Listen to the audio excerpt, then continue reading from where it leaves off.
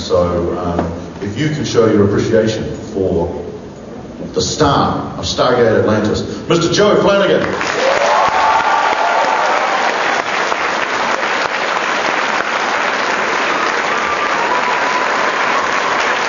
Thank you.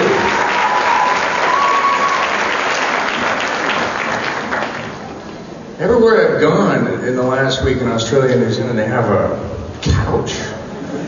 And they're all colored, like yellow, blue couches. Usually I just stand up so that I can run off stage if I have to. Thanks for coming.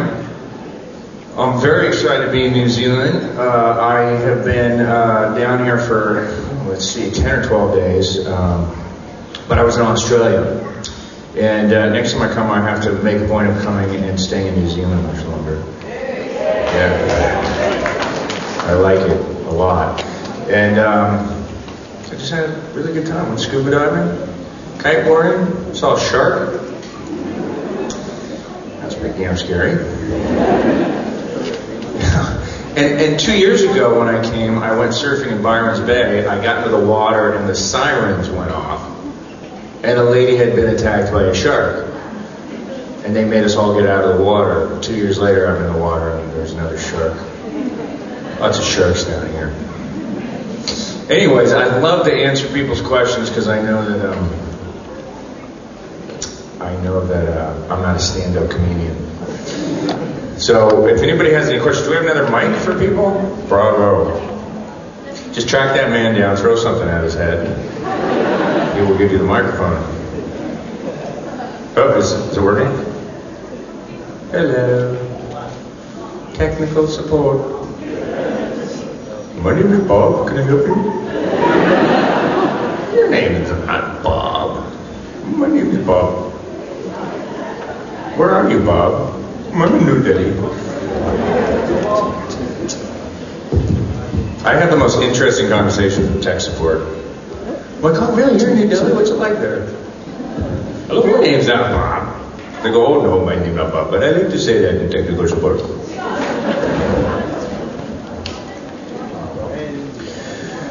Oh, she wants to know what I'm writing.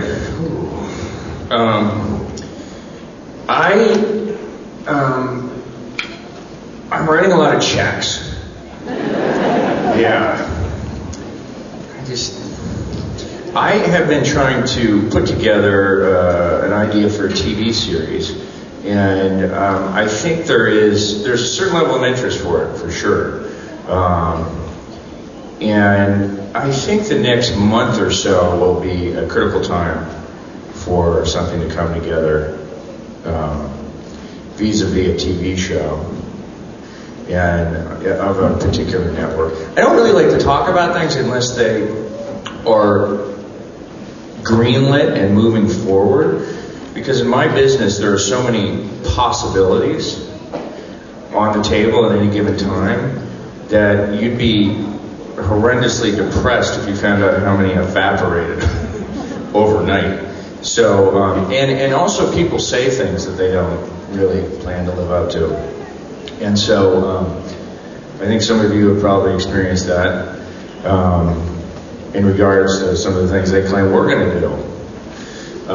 So I just tend to take a very different tact about that. But there isn't necessarily a shortage of work at all, contrary to kind of what people are saying. There is plenty of work. The problem is I just got done doing a great series with a great role. I haven't been with my wife and kids for 3 years, and it's got to be something pretty damn special to pull me away, because I'm having a really good time. I'm very good at not working and spending money. It's one of those talents that I didn't know I had. So I'm waiting for the right thing to come along. There are lots of interesting roles, but they're not roles I would necessarily want to get stuck in on a long-term basis.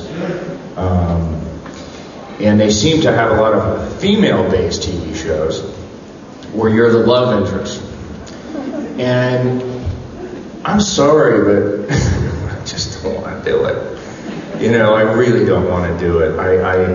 I want to go out and shoot things and save the universe. It's like, I don't think I'm asking too much.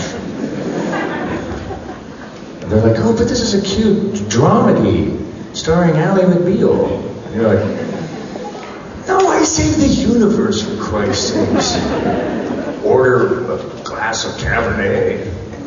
So anyways, that's my situation. Now somebody, oh, there you are. Person with red hair.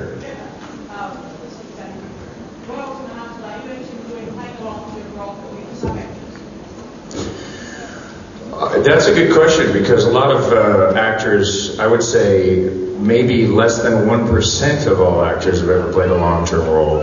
Most of them play bits and pieces throughout their lifetime.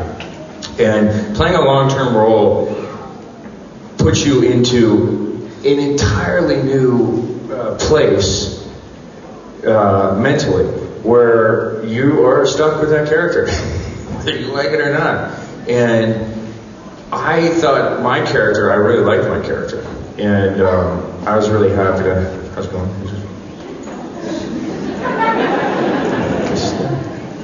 The refrigerator's right over there. Yeah, so I like the character a lot.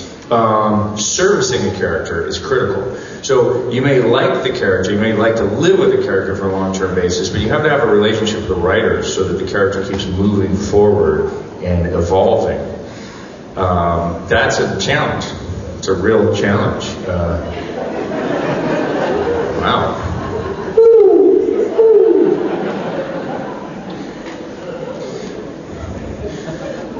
My name is Bob. Are there any problems with your television? I want you to know that it was the Super Bowl, and I'm watching the Super Bowl, and I invite like 25 people over, and the cable goes out. And I was like, hold on guys, I'll get this fixed. Charter cable, Charter Communications is what it's called. And sure enough, I'm talking to somebody in India again.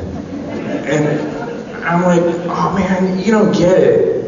You know, it's the Super Bowl. And they're like, well, I'm very sorry, you have not been able to watch your sports arrangement.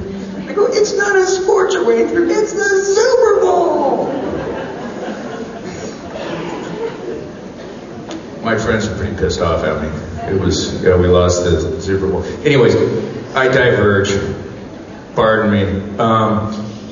Yeah, so I like living with it. I have been on a series before. I was on a series called First Monday, which was an incredible cast. Charles Durning, James Garner, Joe Mantegna. And I played the kind of annoying law clerk to James Gardner. But to me, I really liked it because I thought Rockford was one of my all-time favorite people. And so it was looking like I was going into a second season, and I was going to ask the producer that I could possibly leave the show, maybe be a recurring role instead, because that character simply wasn't going to go anywhere. And people are desperate to sign on for the income that comes with a regular gig. And the problem is, if they're lucky enough to get there, they haven't mentally prepared themselves for the creative aspect of staying in character for possibly 5 to 6, 7 years. So you'll find an incredibly high number of very unhappy actors on long-going shows, which is very annoying to a lot of actors who are not working. Like, shut up. Some people ask you, how's the show going? Let's see, what episode are you on? Check number 207. So a lot of people are like that. I personally, we had a cast that really enjoyed what they did. And we feel lucky about that. And walking away after 5 years, and we're all really good friends, and are very supportive of each other, is a real triumph, because it's not that easy. People work very long hours, and traditionally a lot of television shows implode in their own immaturity and vanity. So, anyways, what's next?